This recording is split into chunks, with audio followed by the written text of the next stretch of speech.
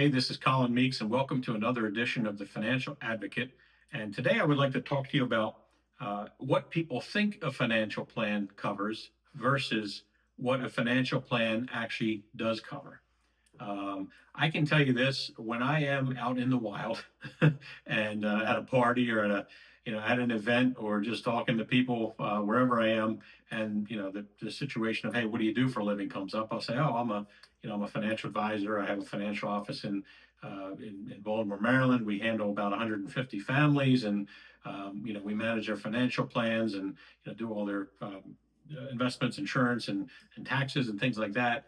Go through that, and then they will almost always answer with something like, "What do you think of Tesla stock?" or "What do you think of Nvidia stock?" Because in their mind, a financial advisor or financial planner, 100% of what they do is investment based. So I'd like to just take a few minutes and go through. Yeah, we do that. We do handle investments, and we will advise you on some of our investment strategies. But that is sort of like the very last piece of the puzzle, and it's not a very big piece of the puzzle for most of the people that we work with, because it's something that once that's set up, there's really not a whole lot of thought that goes into that. It's not to say we don't pay attention to it and we don't manage it, but that's really the easy part of it.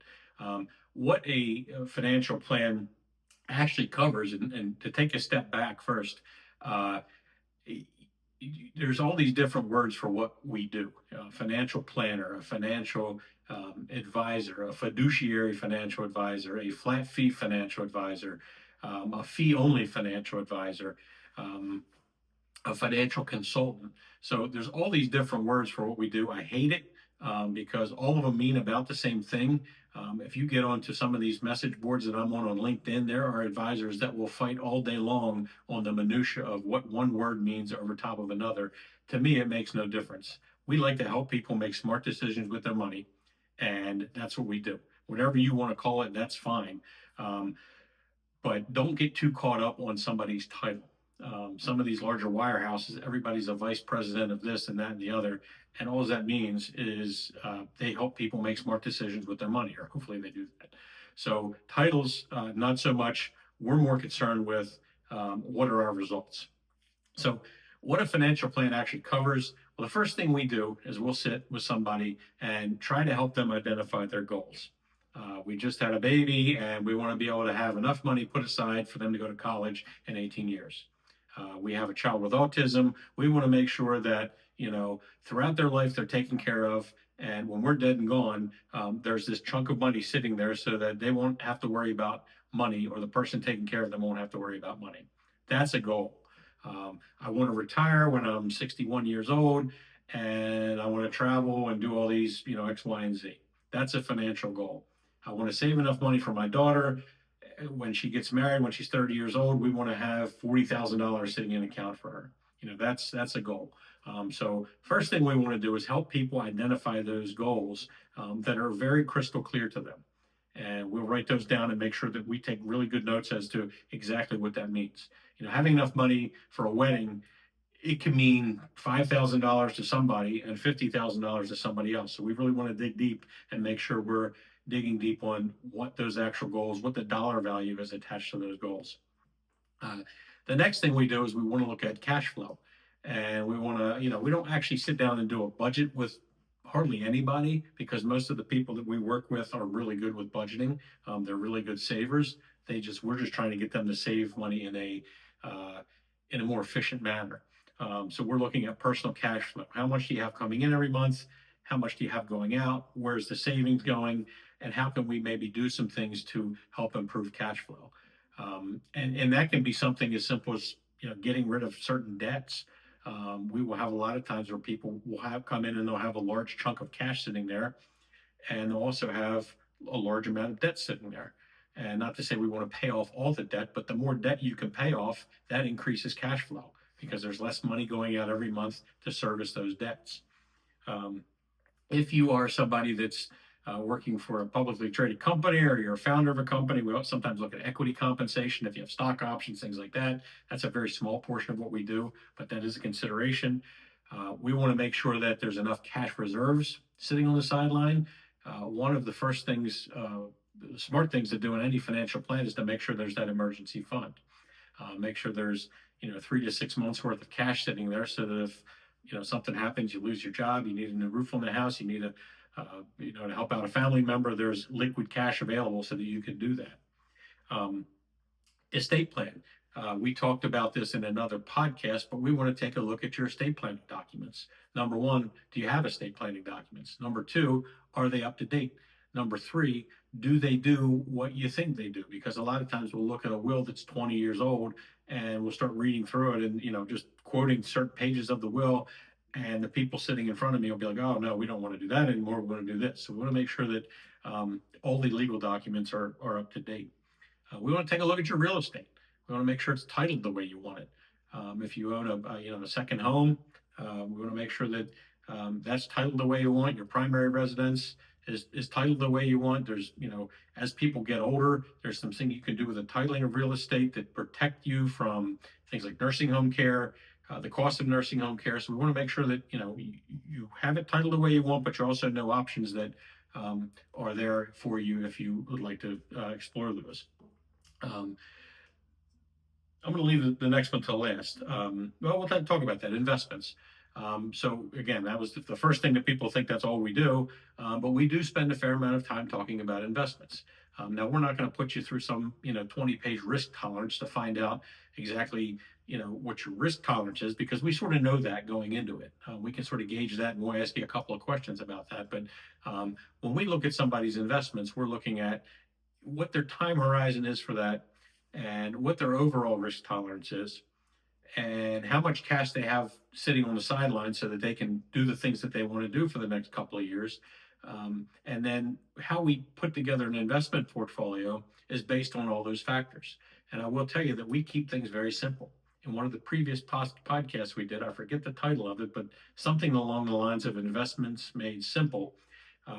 We can pretty much diversify any portfolio for any dollar amount that we work with, whether it's $50,000 or $500,000 or $5 million or even $15 million, by using a handful of exchange traded funds and some fixed accounts.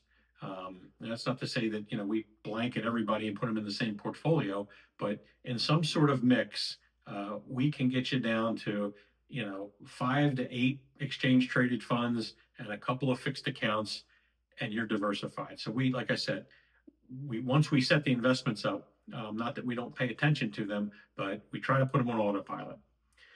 So investments. The other thing that we do that comes into our financial plan is we look at retirement, and that's obviously most people want to retire at some point. It doesn't mean they want to stop working, but they might want to stop what they're doing now and do something else. So we do retirement projections. How much money, how much income do you need when you retire? How much are you going to pay in taxes? How much is your Social Security? What's the best way to claim that? Do you have pensions? Are you going to get an inheritance? When's the best time to do all this? If you say you want to retire when you're 61, but we're like that short, as opposed to being like that short, we might say, okay, maybe you have to work a couple of more years, or maybe you have to tighten up the belt now and start to save a little more. Maybe a combination of both things. And it's a moving target. None of this stuff is exact, because things change. Your salary changes. Your investment returns aren't always exactly what you think they are. So we want to be very fluid in any of this planning that we do. We look at your insurance. Do you have the right types and the right amounts of insurance? Whether that's an umbrella policy to cover your rental real estate, or just the basics of homeowners insurance and car insurance. Do you have a child that just started driving? Do you want to make sure that's adequately insured? What kind of life insurance do you have? Usually as people get older, life insurance becomes less and less of an issue. So a lot of times we'll find that people might be overpaying for their life insurance, or they have, too much insurance, or maybe not enough insurance for other things. So we look at all that stuff. Then next thing we look at would be any sort of educational goals that you have. Do you want to send kids to college? Do you want to have grandkids that you want to set aside money for college, or to start a business? And we look at that as well. And the last couple of things we look at, and I say when we look at debt, and again, most of the people that we work with manage debt very good, meaning that they don't, they're not maxed out on their credit cards, and they're not just living paycheck to paycheck to pay off their debt. Most of the folks we work with have done a really good job managing their cash flow, which is meaning they're paying off their debt on time. So that's one of the other things. And the last thing I want to spend a little bit of time on is taxes. And one of the first things that we ask for somebody when we meet with them would be their most current tax return. And that's not us being nosy, that's us doing our job. We run it through a program that we have, and it basically does an analysis of what your taxes look like, and we can run some different scenarios. Now, obviously, tax laws are always changing. The latest one, the one big beautiful bill that just passed, that will be a thing for God, who knows how long those rates will stay in effect and those provisions will be in effect. Because once the political pendulum starts swinging back the other way, they start making changes to tax laws. So we can only plan for what we know now, but we can still do a pretty good job. And we use a program that when we run your tax return through there, it'll spit us out a couple of pages of recommendations. And what we're looking for there is there an opportunity maybe to convert some of your retirement accounts to Roth IRAs, taking tax deferred buckets of money and making them tax free? Are there any, does it make sense to take Social Security now versus waiting a couple of years? What will that look like as far as taxes if you are Social Security age? So it gives us some pointers. And again, we don't prepare taxes. We're not CPAs. We work with CPAs much like we work with attorneys. We know enough that, here's what we know, and then we'll hand it off to a CPA to help us make the final tax returns. But we still can make those tax planning recommendations. And again, the goal with tax planning is not to, it might be for some people to pay the least amount of tax this particular year. But when we look at it, we're looking at it, how can we pay the least amount of taxes over the rest of your life? And doing one thing might not help you in one area, but by doing it in a tax efficient manner, it might help you plan to pay tax over the least amount of taxes over the rest of your life. So keep that in mind. It's not always based on just taxes this year. We're looking at more of a long-term outlook. So I hope that wraps up a couple of things that what people think that we as advisors do, or planners, or whatever you want to call us, do versus what we actually do. Because it's actually a lot more involved than just sitting down and saying, oh, you got $400,000 in your 401k. Well, let's start looking at investment options for that. There's so much more that would go into it on the front end before we would even get to that point. We need to know what that $400,000 is earmarked for and meant to do before we even start getting into investments. So that's the program for today. If you would like to have some cheat sheets for all this stuff, feel free to reach out to our office. Either myself or Matt are happy to email you that. If you'd like to have a 15-minute conversation to see if how we plan and what we do would be a benefit to you, feel free to do that as well. You can schedule a call right on the website. We don't charge for that.